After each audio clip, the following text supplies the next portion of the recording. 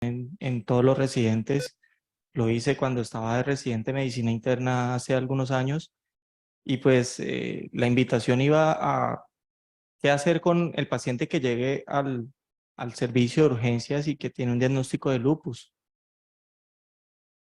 Importante partir del concepto de que el lupus, y esta es toda la historia natural de la enfermedad, todo va parte de alguna alteración o algunos genes de riesgo del sistema inmunológico asociado a factores medioambientales como por ejemplo el sol, el cigarrillo, entre otras, o alguna infección viral, puede favorecer a que se empiecen a producir autoanticuerpos y que esto con el transcurso del tiempo repercute en la aparición de signos y síntomas de la enfermedad hasta que ya vemos y hacemos diagnóstico de lupus tardíamente, ya cuando a veces está asociado a complicaciones principalmente cardiovasculares o a malignidad, que suele ser una de las causas de mortalidad en esta enfermedad.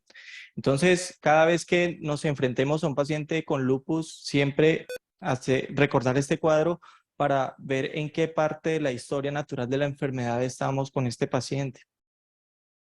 Y sabemos que el lupus es una enfermedad muy heterogénea. Todo esto parte porque se ha tratado de bloquear en torno al tratamiento algunas vías fisiopatológicas, sin embargo son tantas vías, una de ellas es la firma del interferón o la expresión de diversas citoquinas que se han intentado bloquear en los diversos estudios y que lastimosamente no ha podido contundentemente lograr un control de la enfermedad. Entonces vemos que existen muchas manifestaciones. Uno de los síntomas más frecuentes va a ser la fatiga. Nos puede consultar por síntomas constitucionales o manifestaciones articulares, eh, pero siempre tener en cuenta el panorama de toda la gama de manifestaciones que uno puede encontrar en esta enfermedad. Y cuando estamos en urgencias, siempre estamos tomando el cafecito cuando llega y nos llama la enfermera y dice: doctor, llegó el paciente con lupus, y uno hace esta cara pues pensando qué va a hacer. No sé si es que ya todo va a depender del conocimiento acerca de la enfermedad. Y entonces, ¿por qué nos va a consultar ese paciente? Un debut de la enfermedad es un brote o actividad lúpica, que es muy frecuente, o puede consultarnos por una complicación. ¿Será esto un evento trombótico, una TBP o una embolia pulmonar por un síndrome antifosfolípido asociado a un lupus? O simplemente no relacionado a la enfermedad y que nosotros es una de las causas más frecuentes, y el paciente con lupus, uno de los mensajes, le puede dar una diarrea. El paciente con lupus le puede dar una cefalea. Y eso no significa de que todo tenga que ser explicado por la enfermedad. Entonces el paciente de lupus se puede enfermar como cualquier parroquiano. Entonces cuando revisamos el motivo de consulta a urgencias, vemos que el flare lúpico en estos 269 pacientes en un estudio japonés, vemos que solo 24 individuos tenían un brote de la enfermedad. Y vemos cómo un gran porcentaje de esta torta se lo lleva las infecciones, y también existen otras manifestaciones que en muchas ocasiones no está relacionada con la enfermedad y que pues es un motivo de consulta frecuente. Entonces, en este estudio ya un poco del 1997 al 98, un estudio mexicano, buscando aclarar la duda de por qué consultaban los pacientes a urgencias, la principal causa eran las infecciones. La actividad de la enfermedad también era un porcentaje frecuente, o era el debut de la enfermedad, así como otras manifestaciones como un síndrome de intestino irritable. Curioso ese último grupo de pacientes que consultaban. Y cuando tratamos de aclarar el por qué consultan a urgencias, pues de acuerdo a los que consultaban a urgencias respecto a los que no consultaban, los pacientes que toman glucocorticoides son los que más se asocian a la consulta a urgencias. Y esto va a depender de la dosis, como lo vemos en este análisis multivariado de este estudio, donde la razón de probabilidad era de 3 veces cuando usted tomaba prednisolona de 5 a 10 miligramos. Y cuando usted aumentaba a 10 miligramos, por encima de 10 miligramos, pues la razón de probabilidad de consultar al servicio de urgencias era mucho mayor. Entonces ya vamos aprendiendo de que el paciente con lupus que toma esteroide pues va a tener un mayor riesgo de consultar al servicio de urgencias. Y cuando se revisan aquellos pacientes que consultan, se hospitalizan y se trata de aclarar cuáles se van a morir, cuáles no se van a morir, pues hay alguna, en este estudio se aclaró de que aquellos pacientes con una enfermedad, los años menores de 45 años, mayores de 45 años con infección masiva, invasiva, perdón, con sepsis, choque séptico, una hipertensión pulmonar de base o una injuria o displasia renal y una duración de la enfermedad mayor a 3 meses, como lo vemos en esta gráfica, se asociada a menor supervivencia en esa estancia hospitalaria. Entonces, recordar estos factores cuando nos enfrentemos a ese paciente, porque pueden estar involucrados a un riesgo mayor de fallecer. Y cuando miramos esos pacientes que tenían una enfermedad, duración de la enfermedad menos de 3 meses, que esos son bien difíciles de encontrar, pues vemos que esos, comparado con los que ya están instaurados o llevan un tiempo con esta enfermedad, vemos que el lupus neuropsiquiátrico suele ser muy del diagnóstico de esos tempranos, suelen debutar con muchas citopenias, pero vemos que aquellos que tienen una duración más prolongada van a tener una infección invasiva o manifestaciones cardiopulmonares que son pues las principales complicaciones de esta enfermedad. Y cuando nos enfrentemos a los pacientes, sobre todo aquellos que están debutando, bueno, esto es realmente un lupus. Y cuando revisamos esta cohorte del EULAR, es un poco antigua, en 1993 eran 1000 pacientes con lupus, vemos que las principales manifestaciones van a ser la artritis, el rash malar, la fiebre, la fotosensibilidad, pero nunca descartar otras manifestaciones como el Raynaud, que toca que irlas a buscar en los pacientes y tenemos que preguntarlas activamente porque el paciente no va a llegar diciéndonos estas manifestaciones y que en los exámenes pues tenemos que ir en búsqueda todo orientado de acuerdo a la clínica a tomar exámenes y si encontramos una anemia entonces tenemos que averiguar el origen de esa anemia porque la anemia del lupus pues generalmente tiende a ser hemolítica o tiende a ser de enfermedad crónica o de estados inflamatorios permanentes. Entonces, en este estudio de 275 pacientes, volvemos a reafirmar el concepto de que las artralgias y el rash malar van a ser una de las principales manifestaciones, así como las úlceras y un síntoma muy frecuente que uno lo ve en la consulta externa, que es la fatiga. Esos pacientes suelen consultar con mucha pérdida de la energía, fatiga, cansancio. Inclusive muchos pacientes, algunos pueden terminar con diagnóstico de fibromialgia erróneamente y en realidad es el inicio temprano de un lupus. Entonces, ya partiendo de que tenemos una clínica, vamos a solicitar anticuerpos, los famosos anticuerpos antinucleares que se van a demorar y que no nos vayan a ayudar a tomar decisiones. Entonces, pues van a ser útiles en el diagnóstico y para evaluar la actividad de la enfermedad. Y siempre lo tenemos que correlacionar y este es un mensaje muy importante. Tenemos que partir de unos signos, de unos síntomas, partir de unos exámenes básicos y de acuerdo a eso ir profundizando qué tanto esto es actividad de la enfermedad o que esto es una infección, por ejemplo, una neumonía. Y cuando revisamos los anticuerpos, pues sabemos que los anticuerpos antinucleares están elevados en un 95%, el anti-DNA en un 60-90%. Estos anti-DNA siempre pedir junto con el complemento sérico para los pacientes que se sospeche actividad. Entonces, no todo paciente que consulte a urgencias va a requerir anticuerpos antinucleares. Es muy importante porque si ya tiene diagnóstico, los anticuerpos antinucleares no nos van a cambiar la conducta. Vamos a pedir anti-DNA, complemento sérico y los otros exámenes de marcadores de daño. Vemos que existen otros autoanticuerpos, en este caso los anticuerpos extractables del núcleo, que generalmente pues, van a estar elevados entre un 30 y un 40% en estos pacientes con lupus. Pero nunca olvidar los anticuerpos antifosfolípidos que siempre se tiene que solicitar en el paciente con lupus. Y esto nos va a predecir el riesgo de trombosis o de coágulos o de complicaciones obstétricas. Entonces, se recopiló todos los signos, los síntomas, los autoanticuerpos y se trató de englobar para introducir estos criterios clasificatorios de la enfermedad.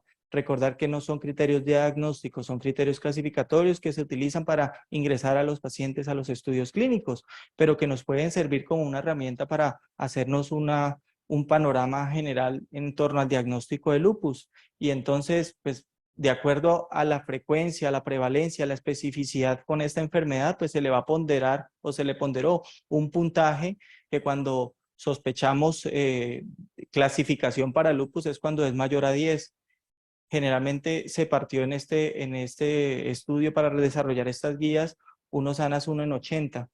Pero estos sanas 1 en 80, lo que se trató es que todo paciente que ingrese para estudiar o clasificar a un paciente con lupus debe tener ANA 1 en 80. Si no tiene ANAs positivos, no clasifica para lupus para estudios clínicos, como les mencionaba previamente.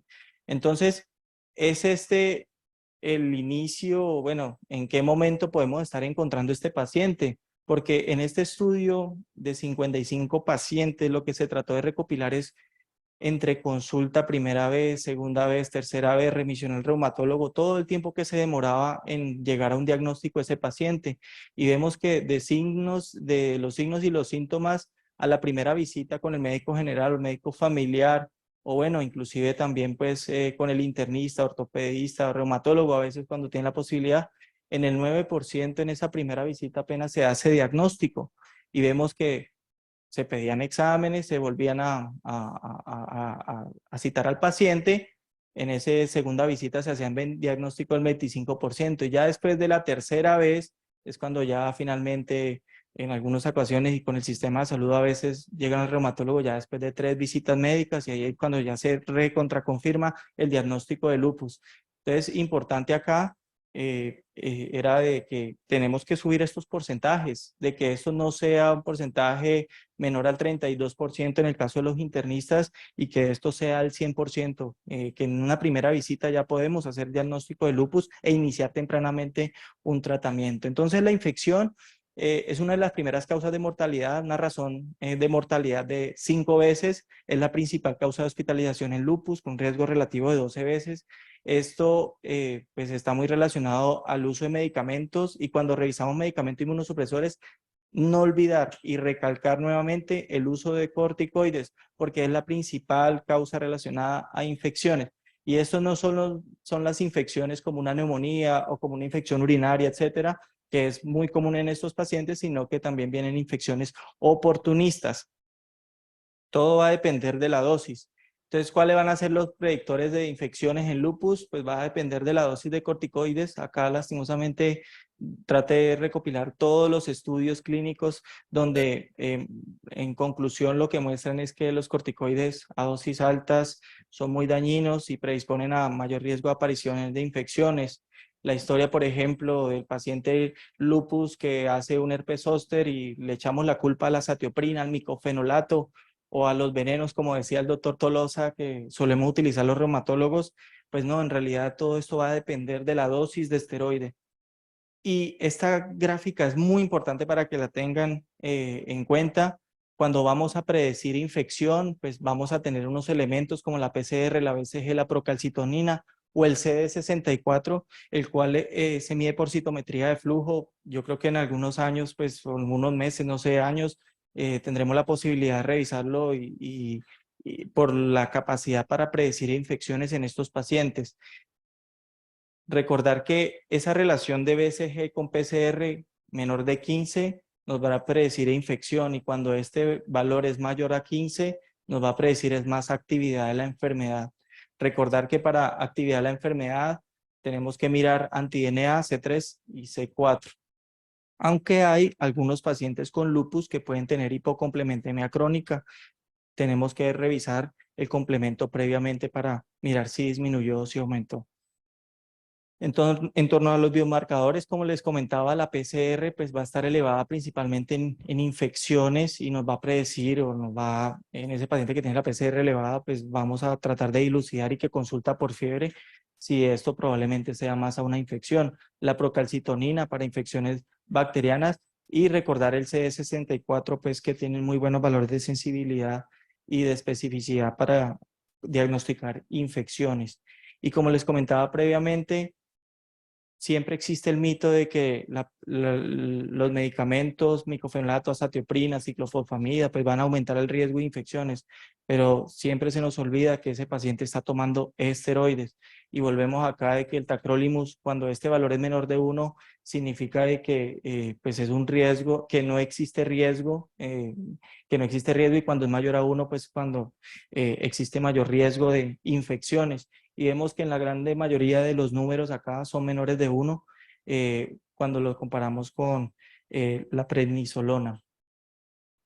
Y cuando revisamos brote de la enfermedad en el primer año por diagnóstico, pues encontramos que en ese primer año que se hace el diagnóstico, hasta 4 veces van a tener brotes de la enfermedad si esto no se controla o no se utiliza tempranamente medicamentos. ¿Y cuáles pueden ser las complicaciones? Pues van a ser las mismas manifestaciones, pero bueno, puede ser variado. Un paciente que en este momento nos debuta con un lupus con unas manifestaciones articulares, en 3, 4 meses puede tener una anemia hemolítica y viceversa. Pues entonces las manifestaciones son sistémicas, pueden ser variadas, y por eso es importante tener un buen derrotero preguntando signos y síntomas en estos pacientes.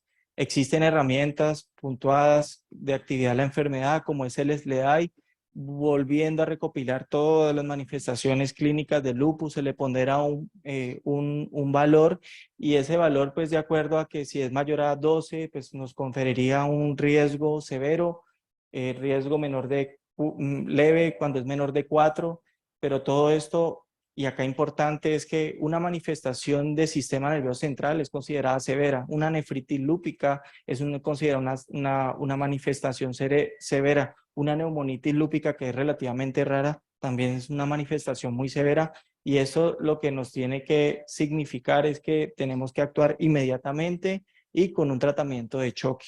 Otra de las complicaciones o enfermedades asociadas al síndrome antifosfolípido, como vemos, un 40% de los pacientes con lupus van a tener anticuerpos antifosfolípidos positivos, y estos nos van a conferir un riesgo de trombosis. Por eso todo paciente con lupus debe tener un screen de anticuerpos antifosfolípidos, porque si los tiene positivos y no ha presentado ningún evento trombótico, pues debería recibir tromboprofilaxis primaria con ácido acetil salicílico. Y si esa paciente se va a embarazar, pues toca que en algunos casos dejar la aspirineta, o a veces dejar tromboprofilaxis primaria. Pero si ese paciente ya hace un episodio trombótico, pues ya toca anticoagular.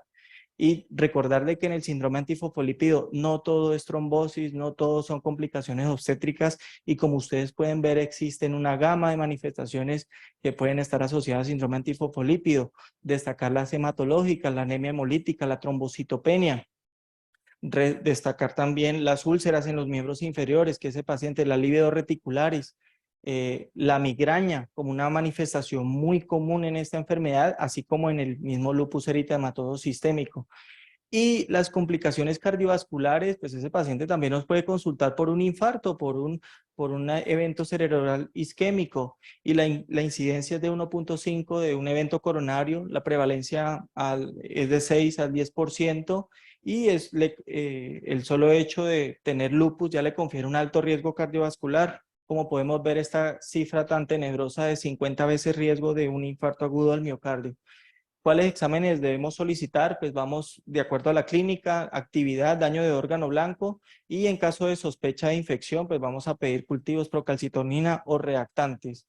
¿Cómo lo vamos a tratar? Pues vamos a tener esta gran gama de medicamentos, y que algo muy importante, y ya casi para acabar, todo paciente con lupus debe recibir antimalárico. No olvidar eso, porque generalmente a veces en esto uno ve que los médicos le retiran la hidroxicloroquina, y vemos que la hidroxicloroquina va a disminuir riesgo de mortalidad, riesgo de brote, entre otros beneficios. Los esteroides va a utilizarse de acuerdo a la severidad, y el tratamiento pues va dirigido a la afectación orgánica, y ojo con las comorbilidades. Vemos estos grandes beneficios de la hidroxicloroquina: utilizarlo a 5 miligramos, no sobrepasar de 5 miligramos por kilo. Y si ustedes preguntan por cuánto tiempo va la hidroxicloroquina, va de por vida, hasta que un oftalmólogo nos documente maculopatía, que es muy raro. y es después de 10 años de tratamiento generalmente que uno puede encontrar en un 1%, es un riesgo muy bajo. ¿Cómo vamos a utilizar los esteroides? Entonces, de acuerdo a la clasificación, si esto es un brote leve, moderado o severo, ya les hablaba algo del cerebro, el del severo donde vamos a utilizar dosis altas de corticoide y con el objetivo de ir disminuyendo en el transcurso de las próximas semanas la dosis. Pero en esas formas leves, en realidad no hay necesidad de utilizar esteroides. Cuando hablamos de formas leves, algo en piel o manifestaciones articulares. En el caso del paradigma clásico con los esteroides, es como le estaba diciendo, todo paciente, y esto era una fórmula matemática en donde llegaban y consultaban al paciente, pulsos, ya le coloqué 1 gramo, 3 días, y después continuaba 1 miligramo por kilo día, y se iba disminuyendo la dosis en 3, 4 semanas, algunos llevaban a 6 meses con dosis altas de esteroide, con todas las complicaciones del esteroide. Entonces resultaba ser muy complicado enfrentarse a complicaciones por los esteroides, cuando en realidad una propuesta de esto es, de acuerdo a la severidad de la enfermedad, utilizar pulsos bajos, porque no es lo que cada vez queda más claro es que utilizar unos pulsos de 250 puede ser lo mismo que 1 gramo, y todo va a depender de la severidad. Generalmente cuando en esta propuesta es dejarlo ya no 1 miligramo por kilo, sino a 30 miligramos e irlo disminuyendo para que casi que a las 4 semanas estemos en dosis muy bajas de esteroide con el fin de disminuir riesgo de infecciones. Y este es el panorama general del tratamiento del lupus eritematoso sistémico cuando es leve. Y diría, de acuerdo al órgano blanco afectado, vamos a utilizar metotrexato azatioprina. En formas moderadas uno puede utilizar micofenolato, algunas veces puede utilizar no biológico como el belimumab, y ya en formas severas, sistema nervioso central, en neumonitis lúpica, en nefritis lúpica, podemos utilizar la ciclofosfamida. Y de acuerdo a la severidad y al daño a largo plazo y a la refractariedad de esta enfermedad, uno puede utilizar medicamentos como el rituximab. Entonces esta gráfica también es muy importante. Manifestaciones musculoesqueléticas, metotrexate, también se habla de leflunomida, se puede utilizar el belimumab. Cuando es en piel, metotrexate, azatioprina o ciclosporina, también el belimumab funciona muy bien. En el caso de citopenias, esteroide, cuando fallan inmunoglobulina, acá cuando compartimos con los hematólogos el tratamiento, podemos utilizar un ahorrador de esteroides como puede ser la azatioprina, micofenolato, rituximab, termina uno utilizando como tercera línea. En la caso de manifestaciones del sistema nervioso central, ciclofosfamida, sin dudarlo, mantenimiento con azatioprina o en algunos casos rituximab. Y en la nefritis lúpica se clasifica de acuerdo a la inducción o al mantenimiento. La inducción se puede utilizar con ciclofosfamida o con el micofenolato, y ya el mantenimiento generalmente quedamos con el micofenolato, con el fin de disminuir o de suspender la dosis del esteroide. Entonces, nuevamente volvemos. ¿Es esto leve? ¿Es esto moderado? ¿Es esto severo? Teniendo en cuenta pues la severidad de la enfermedad, utilizar los esteroides, y teniendo en cuenta la severidad y el órgano afectado, utilizar el inmunosupresor que les he mencionado. Entonces, ya les he hablado mucho de lupus, brote de la enfermedad, complicaciones, pero nunca olvidar que el paciente, como les contaba al principio de la conferencia, al paciente le puede dar diarrea, al paciente le puede salir un grano, al paciente le puede dar dolor de cabeza, al paciente le puede dar cualquier cosa. Y nuestro deber como médicos es aclarar siempre en ese momento en que estamos atendiendo al paciente qué tanto esto es por actividad de la enfermedad, qué tanto no, o puede ser una infección. Esto, pues, de una transparencia del Congreso Colombiano de Reumatología recientemente, donde tenemos que hablar de que no es solo tratar con glucocorticoides inmunosupresores, evaluar el estado de vacunación, el riesgo de trombosis, manejo de ansiedad, depresión, fotoprotección a todos y que no fumen. En conclusiones, el abordaje del paciente lúpico es un reto y se puede